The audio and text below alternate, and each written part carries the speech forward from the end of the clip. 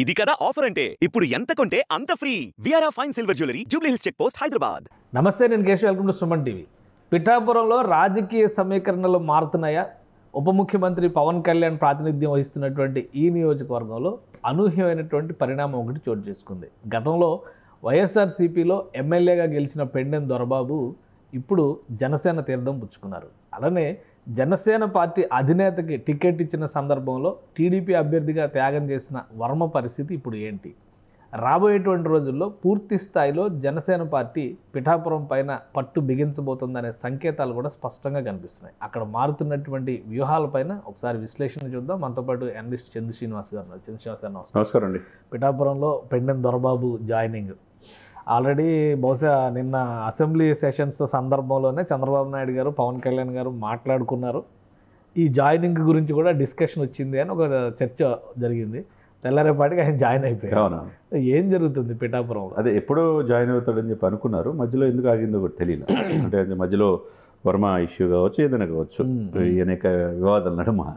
ఎందుకంటే YCP MLA ఆయన present, ఆయన కాదని వంగాగీత గారు అదే అప్పుడున్న సిచ్యువేషన్స్ ఎలక్షన్ ముందు ఆయన కాదని చెప్పేసి వంగాగీత గారిని తీసుకొచ్చి అక్కడ నిలబెట్టారు. లేడీ సెంటిమెంట్ ఉపయోగించారు. డిప్యూటీ సీఎం అన్నారు. ఎట్టి పరిస్థితుల్లో పవన్ కళ్యాణ్ గారు గెలవకూడదని భారీగా డబ్బులు పెట్టి ఇచ్చేశారు. కానీ అక్కడ మెజార్టీ 70,600 మెజార్టీతో పవన్ కళ్యాణ్ గారు గెలిచారు. ఈరోజు డిప్యూటీ సీఎం అయ్యాడు. అదే సమయంలో పిఠాపురం నేను మొన్న కూడా చెప్పాను సార్, కుప్పం ఎలా అయితే 8 సార్లు ఎమ్మెల్యేని శాశ్వత చిరునామాగా మార్చుకున్నారో పిఠాపురం కూడా పవన్ కళ్యాణ్ గారు శాశ్వత చిరునామా అయిపోయింది. ఎందుకంటే ఇక ఎదురే లేదని అనిపిస్తుంది. ఇప్పుడు వైసీపీ ఒక నాయకుడు సొంత నియోజకవర్గం కంచుకోట అయిపోయింది. ఈ పెండెం దొరబాబు ప్రజల్లో మంచి నాయకుడిగా పేరుంది, ఆ కమ్యూనిటీలో కూడా మంచి పేరున్నది. అదేవిధంగా ఎప్పుడైతే పవన్ కళ్యాణ్ గారు ఆ పిఠాపురం వైపు చూశాడో ఇక నాది ఇది కాదనేది అర్థమైపోయింది ఆయనకి. ఆ తర్వాత వైసీపీకి దూరం అవటం, జనసేనకి దగ్గర అవటం, ఎప్పుడెప్పుడు జాయినింగ్ అని అనుకున్నారు. ఇకపోతే ఫ్యామిలీతో సహా వెళ్ళి, తన బిడ్డలతో సహా వెళ్ళి ఆయన కలవటం అనేది ఆల్మోస్ట్ అయిపోయినట్టు, జాయిన్ అయిపోయినట్టే.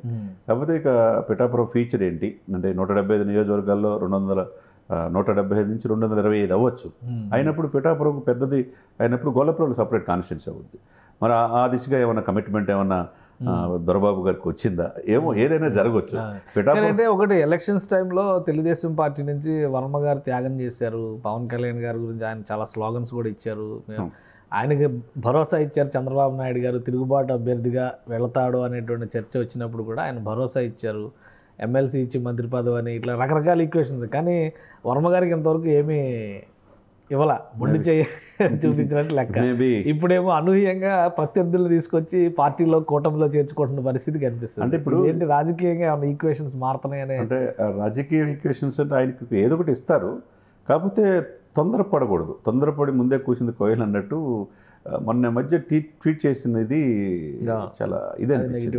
ఎందుకు ఒక డిప్యూటీ సీఎం, ఇప్పుడు ఆ రోజున డిప్యూటీ సీఎం ఈ కూటమికి కట్టడానికి పాత్రదారని తెలిసి కూడా ఆ రోజు జెండాలు కూడా తగలబెట్టి కార్యకర్తలు వేధించారు. తర్వాత గొల్లపురంలో ఇక మిగతా ఇన్సిడెంట్స్లో కారు మీద దాడులు జరగడం, ఇవన్నీ ఏంటంటే కొంతపాటి జనసేన నేతల్ని ఈయన ఇచ్చేస్తున్నాడు అనేది అనేక రకాల ఆరోపణలు వచ్చేసింది. బహిరంగానే కనపడి కూడా ఇదే సిచ్యువేషన్ ఆసరాగా తీసుకొని జనసేనల్ని తక్కువగా చూసినట్టుగా ఇది కూడా పవన్ గారి దృష్టికి వచ్చింది. మరి పవన్ కళ్యాణ్ గారే ఎమ్మెల్సీని నేను చేసుకుంటాను దగ్గర ఉన్నానని చెప్పిన వ్యక్తే ఎందుకు ఇప్పుడు ఈ పరిస్థితి తెచ్చుకుంటున్నారు? అదే పవన్ కళ్యాణ్ గారు నేను లేకపోతే గెలవగలిగాడా అనే పరిస్థితిలో మీరు ట్వీట్ చేసి నేను కాదు అది ఎవరు మెయింటైన్ చేస్తున్నారంటే దాని ట్వీట్ తర్వాత ఆయన పేరు మీద ఉన్నది ఆయన తీసేసినంత మాత్రాన ఆయన కాదని ఎందుకు అనుకుంటారు? కాబట్టి ఎప్పుడు కూడా ఏంటంటే హుందాగా ఉండాలి ఈ కూటమికి. ఇప్పుడు అంటే పవన్ కళ్యాణ్ గారు కాదని వర్మకి ఏదైనా చేస్తాడా చంద్రబాబు గారు అంటే ఇప్పుడు చేసే పరిస్థితి కాదు. ఎందుకంటే ఆయనతో కలిసి వెళ్తున్నారు. ఇప్పుడు వాళ్ళు నిన్న అసెంబ్లీ సెషన్స్లో మాట్లాడుకున్న విధానాలు, లోకేష్ గారు పవన్ అన్న అని మాట్లాడిన విధానం, ఇవన్నీ చూస్తే వాళ్ళు చాలా గట్టిగా కలిసి కట్టుగా వెళ్ళేటువంటి జట్టుగా కనిపిస్తున్నారు. 5-10-15 సంవత్సరాలు అయింది సార్, ఇంకా స్ట్రాంగ్గా వెళ్ళిపోతున్నారు. అవకాశం వైసీపీకి లేదని చెప్తున్నారు. అటువంటి సమయంలో వాళ్ళంతా సఖ్యతగా ఉన్నప్పుడు ఇప్పుడు ఇది వ్యూహాత్మకమైన ఎత్తుగడలాగా కనపడుతుంది. ఈ సిచ్యువేషన్స్ అసెంబ్లీలో పెండెం దొరబాబు గారి ఫ్యామిలీతో వెళ్ళి కలవటం అనేది ఇవన్నీ చూస్తూ ఉంటే ఒక కంచుకోటగా ఆయన నిర్మించుకున్నాడు. భవిష్యత్తులో కూడా వర్మ గారికి పిఠాపురం ఛాన్స్ లేదని అర్థమైపోయింది ఆయన.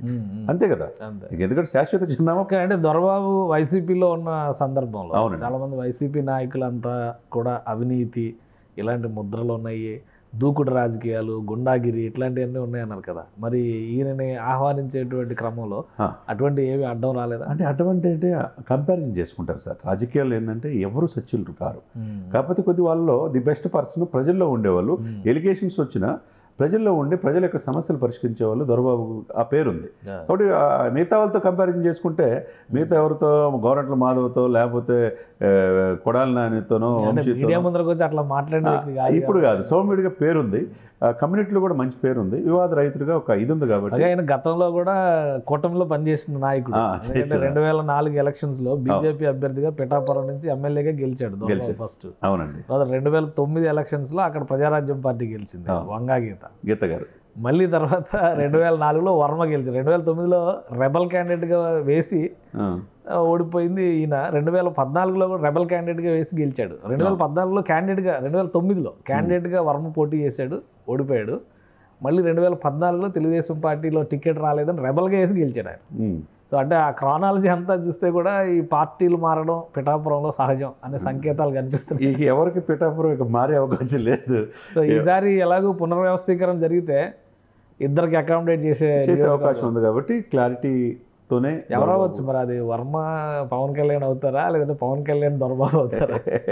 ఇక పవన్ కళ్యాణ్ గారు పిఠాపురం శాశ్వత చిరునామా. నేను మళ్ళీ చెప్పినట్టుగా గొల్లప్రోలు కదా సపరేట్ అయితే గొల్లప్రోలు ఒక నియోజకవర్గం అవుతుంది సార్. అప్పుడు పెండెం దొరబాబుకే వచ్చే అవకాశం ఉంది. ఎందుకంటే అది ఎక్కువగా సామాజిక వర్గ సమీకరణ చూసుకున్న కాపులు ఎక్కువగా ఉండే ఇది, కాబట్టి అది ఒక అడ్డాగా మారిపోయింది అనమాట. కాబట్టి చూడాలి రాబోయే రోజుల్లో. ఇప్పుడు ఏదో పాడా అని Pithapuram area urban development arrange చేస్తున్నారు. అది వచ్చిన తర్వాత ఇంకా ముఖ చిత్రం మారిపోయింది. ఎయిర్పోర్ట్ అంటున్నారు, కాకినాడకి ఒక ప్రత్యేకమైన ప్యాకేజీ 100 బెడ్స్ వచ్చేసింది. తర్వాత రైలు ఆగే ఇది అవకాశం కల్పించారు. మొన్న టూరిజం ప్రాజెక్ట్ కూడా తెచ్చుకోగలిగారు. మెరీనా బీచ్ని తలదన్నగా ఉప్పాడ బీచ్ని తయారు చేస్తున్నారు. దేశానికి రోల్ మోడల్గా పిఠాపురం తీర్చిదిద్దుతాడంటంలో ఎటువంటి ఇది లేదండి. ఆ విధంగా ముందుకు తీసుకెళ్తాడు రోడ్డు. అందులో ప్లేనరీ కూడా రేపు పిఠాపురంలో పెట్టడం, ఇవన్నీ కూడా జాయిన్ అవడం అనేది ఒక రకంగా ఒక మంచి ఉత్సాహంతో ముందుకెళ్ళే అవకాశం. రైట్. థ్యాంక్ యూ చంద్రశ్రీనివాస్ గారు. ఇది పిఠాపురంలో రాజకీయ సమీకరణలు మారుతున్నాయి. ఒకవైపు గతంలో ఎన్నికల సమయంలో సహకరించినటువంటి వర్మ జనసేన పార్టీ మధ్య కొంత దూరం పెరిగిన సంకేతాలు కనిపిస్తున్నాయి. అదే క్రమంలో పెండెం దొరబాబు చేరిక జనసేనకు బలం చేకూరుస్తుందని, ప్లేనరీ ముందు జరుగుతున్నటువంటి చేరిక వలన మరింత అడ్వాంటేజ్ ఉంటుందని చంద్రశ్రీనివాస్ గారు విశ్లేషిస్తున్నారు. ఇది స్పెషల్ డిస్కషన్. Keep watching.